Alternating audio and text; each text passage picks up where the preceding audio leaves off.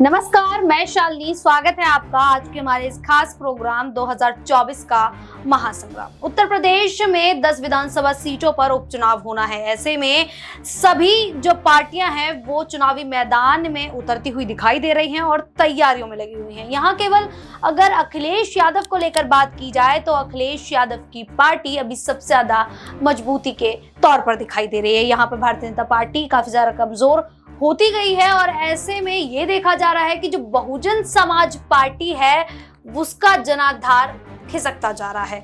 लेकिन यहाँ पर अगर केवल अखिलेश यादव को बात की जाए तो यहाँ अखिलेश यादव अपने बागी 7 विधायकों पर भी कार्रवाई करते दिखाई दे रहे हैं। लगातार वो ये बयान देते दिखाई दे रहे हैं कि जिन्होंने भी बागी सुर अपनाए हैं उनके खिलाफ वो कार्रवाई करेंगे। ऐसे में पल्लवी पटेल का नाम भी सामने आ जाता है, क्योंकि पल्लवी पटेल ने बीते लोकसभा चुनाव में अखिलेश यादव के साथ गठबंधन तोड़ असदुद्दीन ओवैसी के साथ गठबंधन बनाया था और यहाँ पर पीडीए के तहत पीडीएम का निर्माण हुआ, जिसके बाद चुनावी मैदान में वो उतरी। लगभग ये कह सकते हैं कि 25 उम्मीदवारों को उन्होंने 25 से ज्यादा उम्मीदवारों को उन्होंने मैदान में उतारा था, लेकिन किसी भी सीट पर जीत हासिल नहीं कर पाई।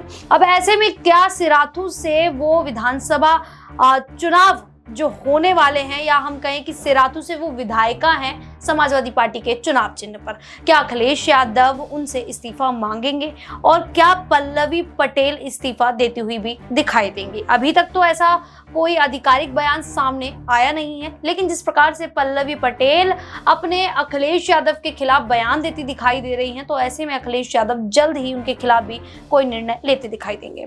आज इस पूरे मुद्दे पर चर्चा करेंगे। मेरे साथ मेरी सहयोगी आश्रुति मौजूद है। आश्रुति, आपका बहुत बहुत स्वागत है।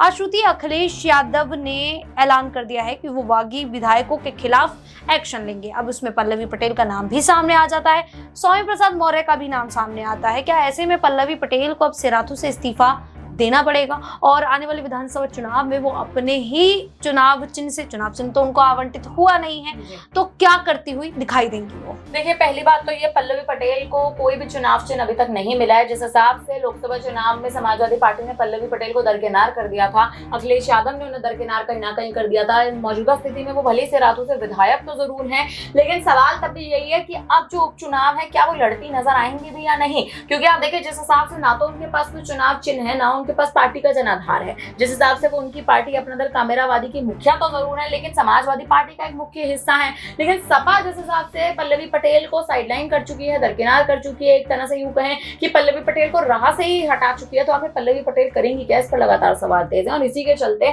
जिस हिसाब से अब जो प्रयास लगाए जा रहे हैं वो कहीं ना कहीं इस प्रकार के हैं कि पल्लवी पटेल अब गठबंधन के लिए किसी पार्टी का साथ ढूंढ रही है। आने वाले समय में या तो मायावती के साथ हो सकता है गठबंधन करती नजर आएंगी, स्वामी मौर्य को कहीं ना कहीं समर्थन देती नजर आ सकती है, क्योंकि स्वामी प्रसाद मौर्य की अगर आप स्थिति का एक बार थोड़ा गौर करें तो स्वामी प्रसाद मौर्य भी मायावती के साथ गठबंधन करने के लिए तमाम प्रयासों में जुटे हुए हैं कि किसी पार्टी के साथ, ना केवल मायावती, अखिलेश यादव भी कहीं ना कहीं उस लिस्ट में शामिल है, उस कड़ी में शामिल है। अगर ये दोनों भी जो आप देखिए जिस हिसाब से जो चेहरे हैं, और कहीं ना कहीं अखिलेश यादव अब इन तमाम विधायकों पर एक बड़ा एक्शन लेते भी नजर आने वाले समय में आ सकते हैं, क्योंकि आप देखिए ये बागी विधायक हैं कहीं ना कहीं। जिस हिसाब से पल्लवी पटेल सपा के समर्थन में तो थी, लेकिन सपा ने दरकिनार तो कर दिया था पल्लवी पटेल को। असदुद्दीन ओवैसी के पास भी गई उनके चुनाव चिन्ह पर लड़ने, लेकिन लोकसभा में खासा कोई आप देखिए दबदबा देखने को मिला नहीं पल्लवी पटेल का। अब पल्लवी पटेल करेंगी क्या, उस पर क्या रणनीति बनाती नजर आएंगी, ये कहीं ना कहीं और देखिए देखना दिलचस्प होगा। बिल्कुल, ये देखना दिलचस्प होगा कि आखिरकार पल्लवी पटेल क्या करेंगी। लगातार वो इस तरीके के बयान देती रही हैं कि अगर वो चाहें तो वो सिराथू से इस्तीफा ले सकते हैं, लेकिन कभी भी अखिलेश यादव ने उनसे इस्तीफा मांगा नहीं। बीते लोकसभा चुनाव में पल्लवी पटेल समाजवादी पार्टी के साथ गठबंधन तोड़कर अलग तो हुई, लेकिन अखिलेश यादव उनके खिलाफ बयान देते नहीं दिखाई दिए। अखिलेश यादव ये बयान देते दिखाई दिए कि जो रूठे हैं हम उनको मनाएंगे, लेकिन अब यहाँ पर अखिलेश यादव के भी सुर बदलते दिखाई दे रहे हैं। अखिलेश यादव जो ये कहते थे उन 7 विधायकों को लेकर कि हम इनके खिलाफ कोई कार्रवाई नहीं करेंगे, जनता जो भी है वो निर्णय लेगी, लेकिन अब उन्होंने कार्रवाई करने की मांग कर दी है। उन्होंने स्पीकर, विधानसभा स्पीकर से भी बात करने की बात कही है। तो क्या ऐसे में जो 10 विधानसभा सीटों पर उपचुनाव होने हैं, क्या ये बढ़कर 17-18 हो सकते हैं? ये भी बड़ा सवाल खड़ा हो जाता है। लेकिन आश्रुति, मेरा एक सवाल ये भी रहेगा कि बीते लोकसभा चुनाव में समाजवादी पार्टी को, यानी कि इंडिया गठबंधन हम कह सकते हैं, इंडिया गठबंधन को मायावती के कारण 16 से 20 सीटों पर नुकसान होता दिखाई दिया था। क्या ऐसे में अब अखिलेश यादव मायावती को साथ लेने का प्रयास करते दिखाई देंगे? देखिए शालिनी, जिस हिसाब से कहीं ना कहीं स्थिति इस वक्त बनी हुई है वो कहीं ना कहीं आप अगर आप देखें तो मायावती का जनाधार पार्टी का बेहद कमजोर है। इस बार लोकसभा चुनाव में मायावती जीत नहीं दर्ज कर पाई और ना केवल आप देखें यूपी में 80 की 80 सीटों पर प्रत्याशी जरूर उतारे थे, एक भी सीट पर नहीं जीत दर्ज कर पाई। उसके बाद आप देखें 432 सीटें, पूरे देश में 432 सीटें, और वहीं 2019 के समीकरण की बात करें तो 10 सीटें मायावती के खाते में गई थी जब अखिलेश यादव के साथ गठबंधन था। अब 5 सीटें अखिलेश के खाते में गई थी, तो ये 10 और 5 का जो रेशो कहीं ना कहीं आप देखें बना हुआ है। मुझे लगता है अगर मायावती और अखिलेश यादव एक बार फिर से उपचुनाव में साथ आ जाते हैं, हालांकि आप देखिए उपचुनाव में ज्यादा लंबा समय बचा नहीं है, कुछ चंद ही दिनों का समय है, और जिस हिसाब से अब तमाम राज्यों में विधानसभा चुनाव आने वाले हैं, तमाम राज्यों में समाजवादी पार्टी भी बेशक अपने प्रत्याशियों को उतारते नजर आ सकती है। सपा अगर बसपा के साथ आ जाती है तो मुझे लगता है बड़ा खेल कहीं ना कहीं यहाँ पर ये दोनों ही पार्टियां करती नजर आएंगी, क्योंकि यादव वोटर्स, दलित वोटर्स को साधने में अखिलेश यादव एकदम आप देखिए माहिर है। मायावती को आप देखें अभी कहीं ना कहीं जिस हिसाब से उनका प्रोत्साहन कहीं ना कहीं कम हो गया हाल ही के समय से, हाल ही की हार के बाद, वो मायावती का प्रोत्साहन, मायावती की प्रभावशीला जो एक तरह से उनका जो एक रवैया है, काम करने का रवैया है, राजनीति करने का, वो रवैया धीमा पड़ता नजर आ रहा है। तो वो रवैये को मजबूत करना मायावती के लिए, उनकी पार्टी के लिए बेहद जरूरी है। यहाँ पर मायावती को काफी कुछ सोचना पड़ेगा, रणनीति बनानी होगी, क्योंकि बहुजन समाज पार्टी का जनाधार खिसकता जा रहा है लगातार। ऐसे में मायावती को काफी कुछ सोच विचार कर निर्णय लेना पड़ेगा। लेकिन बीते लोकसभा चुनाव में जिस प्रकार से समाजवादी पार्टी ने उत्तर प्रदेश में जीत हासिल की और यहाँ पर भारतीय जनता पार्टी पिछड़ गई, तो क्या ऐसे में जो आने वाले 2027 में विधानसभा चुनाव है आश्रुति, इसमें कोई बड़ा खेल हो सकता है? क्या भारतीय जनता पार्टी का पत्ता साफ होगा और क्या एक बार फिर से अखिलेश यादव मुख्यमंत्री के तौर पर यहाँ गद्दी पर विराजमान होते दिखाई देंगे? देखिए मुख्यमंत्री तो अखिलेश यादव पहले ही कहीं ना कहीं खुद को देख रहे हैं, और दूसरे और अगर आप बात करें तो अखिलेश यादव क्या मुख्यमंत्री बनेंगे या नहीं बनेंगे, इस पर अभी भी लगातार सवाल इसीलिए हैं क्योंकि अखिलेश यादव भले इस बार लोकसभा चुनाव में जीत दर्ज कर चुके, लेकिन इसका मतलब ये नहीं है कि आप मुख्यमंत्री की गद्दी पर बैठ जाएंगे। भारतीय जनता पार्टी ने खासा दबदबा यूपी में बनाया हुआ है।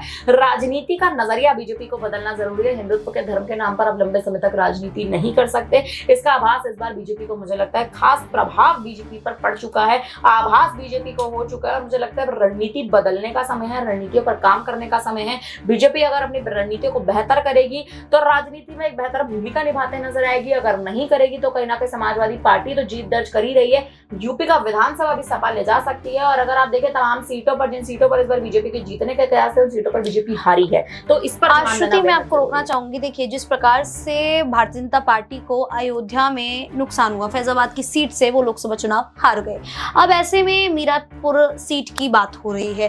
क्या भारतीय जनता पार्टी मीरापुर से किसी ऐसे कैंडिडेट को उतारेगी, और क्या अब भारतीय जनता पार्टी इस उपचुनाव में फैजाबाद की हार का बदला लेती दिखाई देगी?